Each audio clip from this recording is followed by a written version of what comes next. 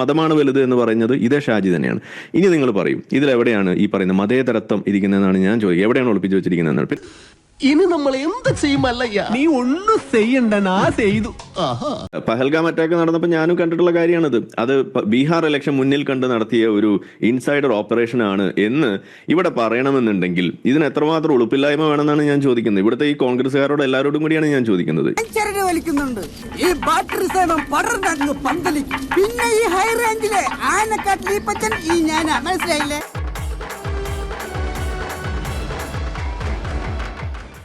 ഇത്രമാത്രം അധപ്പതിച്ച ഒരു രാഷ്ട്രീയമാണോ നിങ്ങൾ കൊണ്ടുനടക്കുന്നത്?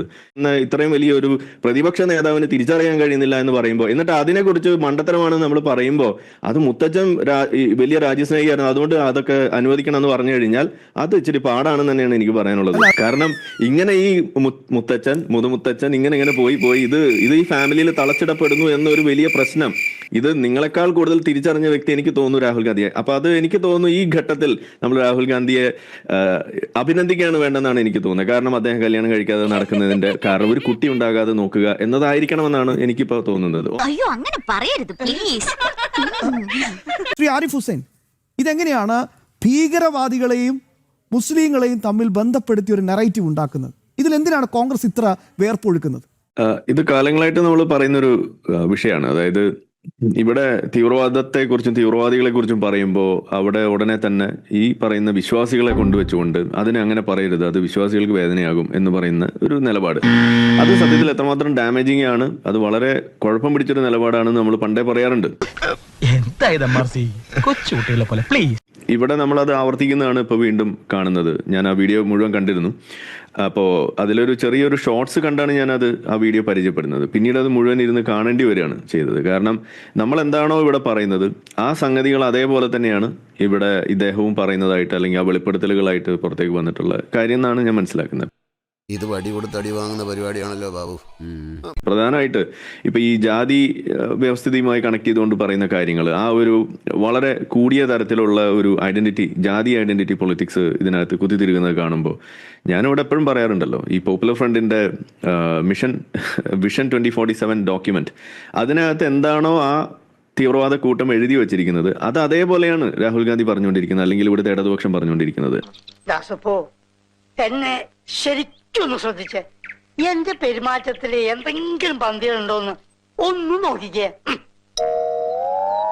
എന്താണോ പോപ്പുലർ ഫ്രണ്ടിന്റെ ഡോക്യുമെന്റിൽ എഴുതി വെച്ചിരിക്കുന്നത് അത് അതേപോലെ പാരറ്റ് ചെയ്യുക, ഒരക്ഷരം പോലും അങ്ങോട്ടും ഇങ്ങോട്ടും മാറ്റാതെ പാരറ്റ് ചെയ്യുന്നതാണ് നമ്മൾ സത്യത്തിൽ ഇവരുടെ വായിലൂടെ വന്നുകൊണ്ടിരിക്കുന്ന വാക്കുകളിലൂടെ കാണാൻ കഴിയുന്നത്. അതെന്താണ്? ഒരു ഉദാഹരണം പറഞ്ഞു കഴിഞ്ഞാൽ ഈ പോപ്പുലർ ഫ്രണ്ടിന്റെ ആ ഡോക്യുമെന്റിൽ എഴുതി വെച്ചിരിക്കുന്ന ഒരു കാര്യമാണ്, നമ്മളിവിടെ നിരന്തരം പ്രശ്നങ്ങൾ ഉണ്ടാക്കിക്കൊണ്ടിരിക്കണം. എന്തിനു വേണ്ടിയിട്ടാണ്? അതായത് ഇവിടെ ഉള്ള ഭരണവർഗം അവര് ഈ പറയുന്ന താഴ്ന്ന വിഭാഗത്തിൽപ്പെട്ടുള്ള ജാതിയിൽപ്പെട്ടിട്ടുള്ള ആളുകൾക്കും അതുപോലെ മുസ്ലിങ്ങൾക്കും എന്നും ശത്രുക്കളാണ് എന്ന് നമ്മൾ വരുത്തി തീർത്തുകൊണ്ടേയിരിക്കണം. ഇതാണ് അതിനകത്ത് എഴുതി വെച്ചിരിക്കുന്ന വാചകത്തിന്റെ ഒരു അർത്ഥം. ഒന്ന് പറഞ്ഞ രണ്ടാമത്തെ തുണി പൊക്കി കാണിക്കും. അപ്പൊ ഇത് നമ്മൾ സ്ഥിരമായി ഇങ്ങനെ പറഞ്ഞുകൊണ്ടേയിരിക്കണം. അപ്പോൾ അത് പറയണം, ആ ഒരു ശത്രുത അവിടെ ഡെവലപ്പ് ചെയ്യണമെന്നുണ്ടെങ്കിൽ അതിനെന്താണ് അവിടെ പൊക്കി വെക്കേണ്ടത്? ഈ ജാതിയാണ്. അപ്പൊ ഈ ജാതിയുടെ അടിസ്ഥാനത്തിലുള്ള വേർതിരിവുകൾ, അതിന്റെ പേരുള്ള പെരുപ്പിച്ച കഥകളും പറഞ്ഞ് ആളുകളുടെ ഉള്ളിൽ ഒരു വിരോധം ഉണ്ടാക്കിക്കൊണ്ടേയിരിക്കണം എന്നത് പോപ്പുലർ ഫ്രണ്ടിന്റെ അജണ്ടയാണ് എന്നത് ഇവിടുത്തെ പൊതുജനങ്ങൾ തിരിച്ചറിയുക. ഇത് ഉണർന്നു വരണം, ഇത് ഉയർന്നു വരണം, മാറണം എന്ന് നിങ്ങൾക്ക് ചിന്ത ഉണ്ടെങ്കിൽ നിങ്ങൾ ഏറ്റവും മിനിമം ചെയ്യേണ്ടത് ഇതുപോലുള്ള ആളുകളെ മാറ്റി നിർത്തുക. ഈ കുടുംബവാഴ്ചയൊക്കെ തള്ളി പറയേണ്ട ഒരു ഗതികേടിലേക്ക് ഇന്നിപ്പോൾ കോൺഗ്രസ് വന്നിട്ടുണ്ടെങ്കിൽ, ശശി തരൂരൊക്കെ അത് പറയുന്ന അവസ്ഥയിലേക്ക് വന്നിട്ടുണ്ടെങ്കിൽ ഈ തിരിച്ചറിവാണ് അതിന്റെ കാരണം. ഈ തിരിച്ചറിവ് ഓരോ പൗരനും ഉണ്ടാവേണ്ടതാണെന്നാണ് ഞാൻ പറയാം. അത് ശരിയാ. പഹൽഗാം അറ്റാക്ക് നടന്നപ്പോൾ ഞാനും കണ്ടിട്ടുള്ള കാര്യമാണത്. അത് ബീഹാർ ഇലക്ഷൻ മുന്നിൽ കണ്ട് നടത്തിയ ഒരു ഇൻസൈഡർ ഓപ്പറേഷൻ ആണ് എന്ന് ഇവിടെ പറയണമെന്നുണ്ടെങ്കിൽ ഇതിന് എത്രമാത്രം ഉളുപ്പില്ലായ്മ വേണമെന്നാണ് ഞാൻ ചോദിക്കുന്നത്. ഇവിടുത്തെ ഈ കോൺഗ്രസ്സുകാരോട് എല്ലാവരോടും കൂടിയാണ് ഞാൻ ചോദിക്കുന്നത്. ഇത്രമാത്രം അധപ്പതിച്ച ഒരു രാഷ്ട്രീയമാണോ നിങ്ങൾ കൊണ്ടുനടക്കുന്നത്? അതിൽ ഞാൻ ഇന്ന് ഖേദിക്കുന്നു. അങ്ങനെയാണെന്നുണ്ടെങ്കിൽ ഇപ്പോൾ ഇത്രയും നാൾ ഇവിടെ ഭരിക്കുന്നു. അപ്പൊ നിങ്ങൾക്ക് നിങ്ങളുടെ തോൽവികളെ നിങ്ങൾക്ക് മറച്ചു പിടിക്കാൻ നിങ്ങൾക്ക് ഇതേപോലെയുള്ള കെട്ടുകഥകളും ഇതുപോലെയുള്ള ഗൂഢാലോചന സിദ്ധാന്തങ്ങളും അല്ലാതെ യഥാർത്ഥത്തിൽ നിങ്ങൾക്ക് എന്താ സംഭവിച്ചുകൊണ്ടിരിക്കുന്നത് എന്നുള്ളത് തിരിച്ചറിയാൻ പോലുമുള്ള ഒരു വകതിരിവില്ലാത്ത അവസ്ഥയിലേക്ക് നിങ്ങൾ അധപ്പതിച്ചിട്ടുണ്ടോ എന്നാണ് ഞാൻ ചോദിക്കുന്നത്. അത് നീ എന്നെ ഇൻഡയറക്റ്റ് ആയിട്ട് കുത്തിയതല്ല, ഡയറക്റ്റ് ആയിട്ട് കുത്തിയതാ. ഇവിടെ ഈ ന്യൂനപക്ഷ പ്രീണനം എന്നൊക്കെ പറയുന്നത്, അല്ലെങ്കിൽ വോട്ട് ബാങ്ക് എന്നൊക്കെ പറയുന്നത് നമ്മുടെ നാട്ടിലെ ഒരു അത് പൊതുവെ എല്ലാ രാജ്യത്തും എല്ലാ നാട്ടിലും ഈ ഡെമോക്രസിയുടെ ഏറ്റവും വലിയൊരു ശാപമായിട്ട് നിലനിൽക്കുന്ന ഒരു കാര്യമാണ്. അതിനെ മറികടന്ന് മുന്നോട്ട് പോകാന്ന് പറയുന്നത് എളുപ്പമല്ല. കാരണം പ്രത്യേകിച്ച് ഇതുപോലെയുള്ള ഈ ഐഡന്റിറ്റി പൊളിറ്റിക്സ് കളിക്കുന്ന ആളുകൾ ഈ രംഗം വാഴുന്ന ഒരു സമയം വന്നു കഴിയുമ്പോൾ നമ്മൾ പറയും ഈ വോട്ട് ബാങ്ക് പൊളിറ്റിക്സ് എന്ന് പറയുമ്പോൾ ഇപ്പൊ ഹിന്ദുക്കളുടെ വോട്ട് കിട്ടാൻ വേണ്ടിയിട്ട് ആരെങ്കിലും ഈ വോട്ട് ബാങ്ക് കളിക്കുന്നുണ്ടോ? യഥാർത്ഥത്തിൽ ഇല്ലല്ലോ. അങ്ങനെ പച്ചയ്ക്ക് നമുക്ക് പറയാൻ പറ്റുമോ? പക്ഷേ ഇവിടെ യഥാർത്ഥത്തിൽ ആരുടെ വോട്ടിന് വേണ്ടിയാണ് ഈ പറയുന്ന സാധനങ്ങൾ മുഴുവൻ കുഴിച്ചു മൂടുന്നത്? കഷ്ടപ്പെട്ടോക്ക് വെറുതെ ഇവിടെ ശശി തരൂർ പറഞ്ഞ പോയിന്റാണ് ഇവിടെ വീണ്ടും പ്രസക്തമാകുന്നത്. അതായത് ഈ ഫാമിലി ആ ഒരു ലീനിയേജ് അവകാശപ്പെട്ടുകൊണ്ട് നിങ്ങൾ ചെയ്യുന്ന എല്ലാ മണ്ടത്തരങ്ങൾക്കും അതൊരു കവറായിട്ട് മാറ്റുന്ന ഒരു പ്രവണതയാണ് ഇപ്പൊ വീണ്ടും ഇവിടെ റെജീം പറയുന്നത്. അപ്പൊ എന്റെ ചോദ്യം ഇത്രയേ ഉള്ളൂ, ഈ ഒരു സംഗതി തിരിച്ചറിഞ്ഞതുകൊണ്ടാണോ രാഹുൽ ഗാന്ധി കല്യാണം കഴിക്കാതെ നടക്കുന്നത്? ഇതാണ് എന്റെ സംശയം. നീ നമ്മുടെ തറവാടിന്റെ പാരമ്പര്യം കാത്തു. കാരണം ഇങ്ങനെ ഈ മുതുമുത്തച്ഛൻ ഇങ്ങനെ പോയി ഇത് ഈ ഫാമിലിയിൽ തളച്ചിടപ്പെടുന്നു എന്നൊരു വലിയ പ്രശ്നം ഇത് നിങ്ങളെക്കാൾ കൂടുതൽ തിരിച്ചറിഞ്ഞ വ്യക്തി എനിക്ക് തോന്നുന്നു രാഹുൽ ഗാന്ധിയെ. അപ്പൊ അത് എനിക്ക് തോന്നുന്നു ഈ ഘട്ടത്തിൽ നമ്മൾ രാഹുൽ ഗാന്ധിയെ അഭിനന്ദിക്കുകയാണ് വേണ്ടെന്നാണ് എനിക്ക് തോന്നുന്നത്. കാരണം അദ്ദേഹം കല്യാണം കഴിക്കാതെ നടക്കുന്നതിന്റെ കാരണം ഒരു കുട്ടി ഉണ്ടാകാതെ നോക്കുക എന്നതായിരിക്കണമെന്നാണ് എനിക്കിപ്പോ തോന്നുന്നത്. ഷാജേട്ടാ, എന്നാടാ എനിക്കിത് പറ്റുമെന്ന് തോന്നുന്നില്ല ഷാജേട്ടാ. ഓ പറ്റിയാലേ നീ അടിക്കണ്ട, അവിടെ വെച്ച് ഞാൻ അടിച്ചോളാം. അത് രണ്ട്, നിങ്ങൾ എന്തെല്ലാം മണ്ടത്തരം ചെയ്താലും, നിങ്ങളുടെ മുത്തച്ഛൻ ഇനി വലിയ IAS ഓഫീസർ ആയാലും ശരി, വലിയ സ്വാതന്ത്ര്യ സമര സേനാനി ആണെങ്കിലും ശരി, നിങ്ങൾ പറയുന്ന മണ്ടത്തരം അത് മണ്ടത്തരം തന്നെയാണ്. അപ്പോ നിങ്ങളൊരു ഡിസ്പാരിറ്റി കാണുന്നുണ്ടെങ്കിൽ ദാറ്റ് ഈസ് ഓൾവേസ് ഡിസ്ക്രിമിനേഷൻ എന്ന് പറയുന്ന ഒരു അന്ധവിശ്വാസം നിങ്ങൾക്കുണ്ട്. അതാദ്യം നിങ്ങൾ മാറ്റൂ. Disparity is not always discrimination.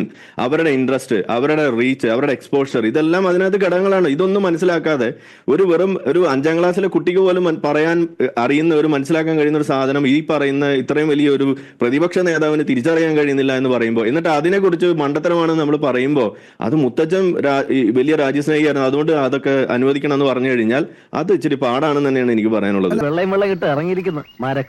അതായത് ഇപ്പോ ഈ പറയുന്ന ഈ മണിപ്പൂർ വിഷയത്തിൽ ഇവർ മനഃപൂർവ്വം വളച്ചൊടിച്ച പോലെ തന്നെ മനഃപൂർവ്വം വളച്ചൊടിച്ച മറ്റൊരു വിഷയമുണ്ട്. അത് ഇവിടുത്തെ പൗരത്വ ഭേദഗതി വിഷയമാണ്.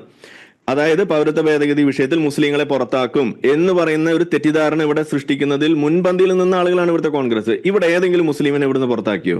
ഞാനും ഒരു മുസ്ലിമായിട്ട് ജനിച്ച ആളാണ്. ഇവിടെ നമ്മളെ വീട്ടിൽ നിന്നോ നമ്മുടെ കുടുംബത്തിലോ എനിക്ക് അറിയുന്ന ആളുകൾ ഇവിടെ പല രാജ്യത്തും പല സംസ്ഥാനങ്ങളിലും ജീവിക്കുന്നുണ്ട്. ഒരാളെയും ഇവിടെ പുറത്താക്കിയതിന് ഒരു തെളിവ് പോലും ഇല്ല. ഒരു മര്യാദ വേണ്ടേ? ഞാൻ വീണ്ടും അതിൽ ചോദിക്കുന്ന ഇതാണ്, നിങ്ങൾ എന്തിനാണ് ഇതുപോലുള്ള തെറ്റിദ്ധരിപ്പിക്കുന്ന അവസ്ഥ? മണിപ്പൂർ വിഷയത്തിൽ എന്താണ് വർഗീയത എന്ന് നിങ്ങൾ എന്തിനാ പറയാതിരിക്കുന്നത്? അതുപോലെ ഈ പഹൽഗാം വിഷയത്തിലുള്ള യാഥാർത്ഥ്യം അത് ഇസ്ലാമിക ഭീകരതയാണ് എന്ന് നിങ്ങൾ പറയാതിരിക്കുന്നത് എന്തിനാണ്? ഇതാണ് നമ്മൾ ചോദിക്കുന്നത്. ഞാൻ ചപ്പാത്തി കഴിക്കാറില്ല, ചോറാണ് തിന്നണത്. അതുകൊണ്ട് എനിക്ക് ഇന്ത്യ അറിയാനും പാടില്ല. ഇന്ത്യൻ ആർമിയുടെ തലപ്പത്ത് ഇതുവരെയും ദളിതരില്ല, ഇന്ത്യൻ ആർമിയെ സവർണർ നിയന്ത്രിക്കുന്നു എന്നുള്ള തലത്തിലൊക്കെ പറഞ്ഞു വെക്കുന്ന തലത്തിലേക്ക് അദ്ദേഹത്തിൻ്റെ രാഷ്ട്രീയമായ അറിവ് എന്ന് പറയുന്നത് പരിമിതപ്പെട്ടിരിക്കുന്നു എന്ന് പറയുന്നത് തീർച്ചയായിട്ടും ജനാധിപത്യത്തെ സ്നേഹിക്കുന്ന ആൾക്കാരെ സംബന്ധിച്ചിടത്തോളം തീർത്തും നിരാശപ്പെടുത്തുന്ന ഒന്നാണ്. നിർത്തി അങ്ങ് അവമാനിക്കുവാണെന്നേ.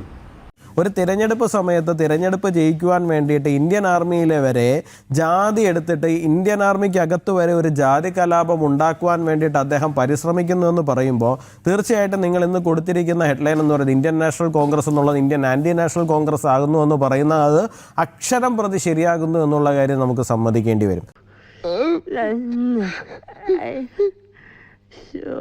കാരണം ഇന്ത്യ എന്ന് പറയുന്ന ഈ മഹാരാജ്യത്തിൻ്റെ പ്രധാന പ്രതിപക്ഷം എന്ന് പറയുന്നത് കോൺഗ്രസ് ആണ്. ഇന്ത്യ എന്ന് പറയുന്ന ഈ മഹാരാജ്യത്തിൻ്റെ പ്രതിപക്ഷ നേതാവ് എന്ന് പറയുന്നത് രാഹുൽ ഗാന്ധിയാണ്. അപ്പോൾ അദ്ദേഹത്തിൻ്റെ ഭാഗത്ത് നിന്ന്, ആ രാഷ്ട്രീയ പ്രസ്ഥാനത്തിൻ്റെ ഭാഗത്ത് നിന്ന് ഒരു തരത്തിലും വരാൻ പാടില്ലാത്തൊരു സമീപനമാണിത്. നമുക്ക് ചിലപ്പോൾ തോന്നും ഒരു രാഷ്ട്രീയമാണ്, ഒരു തിരഞ്ഞെടുപ്പ് വേദിയിൽ നിന്ന് സംസാരിക്കുന്നതാണ്, ആയിരക്കണക്കിന് 10,000-കണക്കിന് ആൾക്കാരെ അഡ്രസ്സ് ചെയ്ത് സംസാരിക്കുന്നതാണ്, ചിലപ്പോൾ സ്ലിപ്പ് ഓഫ് ദ ടങ്ക് വരുന്നതായിരിക്കും. ഇത് സ്ലിപ്പ് ഓഫ് ദ ടങ്ക് അല്ല. കാരണം അദ്ദേഹം ആവർത്തിച്ച് വളരെ ഇന്റൻഷണലി തന്നെ ഈ കാര്യം പറയുന്നുണ്ട്. അസ്പ്രസ്ഥാന ഹൃദസ്തന്തിയും പ്രവൃത്തിന്മുഖരെ നുണയന്തിയും എന്നൊരു ശ്ലോകമുണ്ട്. പ്രവർത്തിക്ക് നിരക്കാത്ത നുണ പറയാൻ പാടില്ല എന്ന് സാരം. ഈ മുസ്താനങ്ങനെ കേട്ടി തന്നാലുണ്ടല്ലോ. അപ്പോൾ ഇന്ത്യൻ നാഷണൽ കോൺഗ്രസും രാഹുൽ ഗാന്ധിയും ഇപ്പോഴും ബീഹാറിൽ ഈ തെരഞ്ഞെടുപ്പ് വേദിയിലും ചെന്ന് നിന്ന് ചെയ്യുന്നതും അതിൻ്റെ ഒരു തുടർച്ച മാത്രമാണ്. ഇവർ റിയലി എംപവേർഡ് ആയി കഴിഞ്ഞു കഴിഞ്ഞാൽ പിന്നെ ഇതും പറയാൻ പറ്റാത്തൊരു സാഹചര്യം ഉണ്ടാവുമല്ലോ. അപ്പോൾ അത്തരത്തിലൊരു സാഹചര്യത്തിനെ മിസ്യൂസ് ചെയ്യുക, ആ മിസ്യൂസ് ചെയ്തുകൊണ്ട് അവർ തന്നെ സൃഷ്ടിച്ചു വെച്ചിട്ടുള്ള ഒരു കാര്യം, ആ സൃഷ്ടിച്ചു വെച്ച കാര്യത്തിൻ്റെ ബൈ പ്രോഡക്റ്റായിട്ട് നിൽക്കുന്ന അവരുടെ ദാരിദ്ര്യാവസ്ഥ, ആ ദാരിദ്ര്യാവസ്ഥ ഉൾപ്പെടെ ചൂഷണം ചെയ്തുകൊണ്ട് അവർ ഒരു കാലഘട്ടത്തിലും മുമ്പിലേക്ക് വരുന്നില്ല എന്നുള്ളത് ഉറപ്പുവരുത്തിക്കൊണ്ട് അവരെ എല്ലാ കാലഘട്ടത്തിലും മറ്റുള്ളവർക്കെതിരായിട്ട് തിരിക്കുവാൻ വേണ്ടിയിട്ട്, അത് ഈവൻ സൈന്യത്തിനകത്തേക്ക് പോലും ആ ജാതി കലാപത്തിനുള്ളൊരു കോപ്പ് അദ്ദേഹം കൂട്ടുന്നു എന്ന് പറയുന്നത് അത്യന്തം അപകടകരമാണ്. ഇങ്ങനൊരു മരത്തലേനെ ഞാൻ ജീവിതത്തിൽ കണ്ടിട്ടില്ല. നശൂല. ഞാൻ ഇവിടെ റെജി പറഞ്ഞ ആ ഒരു കാര്യം കൂടി പറഞ്ഞുകൊണ്ട് കൺക്ലൂഡ് ചെയ്യാന്നാണ് വിചാരിക്കുന്നത്. ഇദ്ദേഹം ഇവിടെ പറഞ്ഞു കോൺഗ്രസ് ഒരുപാട് കാര്യങ്ങൾ സംഭാവന ചെയ്തിട്ടുള്ള ഒരു പാർട്ടിയാണെന്നാണ് പറയുന്നത്.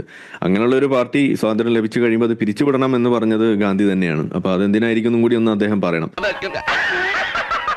അത് ഭരണ ഭയക്കോ കൊടുത്തു എന്ന് പറഞ്ഞാൽ അറബിൽ പോകാൻ തിടുക്കമുണ്ടോ എന്നർത്ഥം. അല്ലാതെ അതേപോലെ ഈ കോണി എന്ന് പറയുന്നത് സ്വർഗത്തിലേക്കുള്ള കോണിയാണെന്ന് പറഞ്ഞിട്ടാണ് അവിടെ വോട്ട് പിടിച്ചത്. ഞാൻ ഈ മലബാർ റീജിയനിൽ നിന്നാണ് വരുന്നത്. അവിടെ എങ്ങനെയാണ് ഈ വോട്ട് പിടിക്കുന്നത് നമുക്കറിയാം. സ്വർഗത്തിലെ ലീഗിൽ നിന്ന് പോയാൽ നിങ്ങൾ ദീനിൽ നിന്നുമാണ് പോകുന്നതെന്നാണ് അവർ പറയുക. ദീൻ എന്ന് പറഞ്ഞാൽ ഇസ്ലാമാണ് അവിടെ വരുന്നത്. ഓക്കെ, അതേപോലെ തന്നെ മതമാണ് വലുത് എന്ന് പറയുന്നത് ഇതേ ഷാജി തന്നെയാണ്.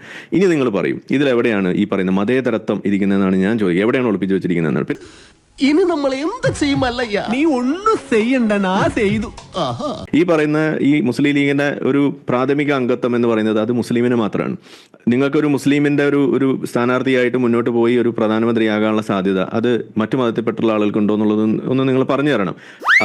അതാണ് അതിനകത്ത് ഒരു പ്രധാനപ്പെട്ട. ഇനി എനിക്ക് വേണമെങ്കിൽ അല്ലെങ്കിൽ ഇവിടെ ഏതൊരു മുസ്ലിമിന് വേണമെങ്കിലും BJP-യിൽ പ്രാഥമിക അംഗത്വം എടുത്ത് അതിന്റെ നാഷണൽ പ്രസിഡന്റോ സെക്രട്ടറി ആവാം, അതിന്റെ കാൻഡിഡേറ്റ് ആയിക്കൊണ്ട് ഇവിടെ പ്രധാനമന്ത്രി ആവാനുള്ള അവസരം BJP കൊടുക്കുന്നുണ്ട്. അത് നിങ്ങൾ നിഷേധിക്കുമോ? അപ്പോൾ അങ്ങനെയാണോ ഈ പറയുന്ന ഈ മുസ്ലിം ലീഗ് അവിടെ നിൽക്കുന്നതല്ല? 100% ഞാൻ യോജിക്കുന്നു. എനിക്കറിയണ്ട. അപ്പൊ ഇത്തരത്തിലുള്ള ഇരട്ടത്താപ്പുകൾ, ഇത്തരത്തിലുള്ള ദുരുദ്ദേശപരമായിട്ടുള്ള അപ്പീസ്മെന്റ് പൊളിറ്റിക്സിന്റെ ഇന്നും നിങ്ങൾ കൊണ്ടു നടക്കുന്ന ഈ സ്വാതന്ത്ര്യ കാലത്ത് മുതൽ ഗാന്ധി വരെ കൊണ്ടു നടന്നിട്ടുള്ള സംഗതികൾ അത് ഇന്നും നിങ്ങൾ പേറിക്കൊണ്ട് നടക്കുക മാത്രമല്ല, ഇന്ന് നമ്മുടെ നാടിനെ കുട്ടിച്ചോറാക്കുന്നതിൽ ഈ കോൺഗ്രസും ഇന്നിപ്പോൾ രാഹുൽ ഗാന്ധിയിലൂടെ പുറത്തെടുക്കുന്ന ഈ ഒരു സംഗതിയും വളരെ പരിതാപകരമായ അവസ്ഥയിലേക്കാണ് നമ്മുടെ നാടിന് കൊണ്ടെത്തിയത്. ഒരു പ്രതിപക്ഷം ഇല്ലാതിരിക്കുക എന്ന് പറയുന്നത് എന്നെ പോലെയൊക്കെയുള്ള ആളുകൾക്ക് വളരെ ഒരു ഭീതിജനകമായ ഒരു അവസ്ഥയിലേക്ക് തന്നെയാണ് നിങ്ങൾ കൊണ്ടെത്തിയത്. അപ്പൊ എൻ്റെ ഒക്കെ ഒരു റിക്വസ്റ്റ് എന്താന്ന് പറഞ്ഞാൽ കോൺഗ്രസ്സുകാർ എങ്ങനെയെങ്കിലും ഒന്ന് ഇറങ്ങി തിരിച്ചിട്ട് നല്ലൊരു പ്രതിപക്ഷ നേതാവിനെ കൊണ്ടുവരും. ഒരു ജീവനുള്ള ഒരു പ്രതിപക്ഷത്തിന് ഇവിടെ നിലനിർത്താൻ നിങ്ങൾ എന്തെങ്കിലും ഒന്ന് പണിയെടുത്ത് കാണിക്കൂ എന്നാണ് എനിക്ക് നിങ്ങളോട് വെക്കാനുള്ള ഒരു റിക്വസ്റ്റ്. വളരെ തെറ്റായ ദിശയിലാണ് ഇപ്പോൾ പോയിക്കൊണ്ടിരിക്കുന്നത്. മാവനെ കൊണ്ട് അതിനൊന്നും ആവൂലെന്നേ.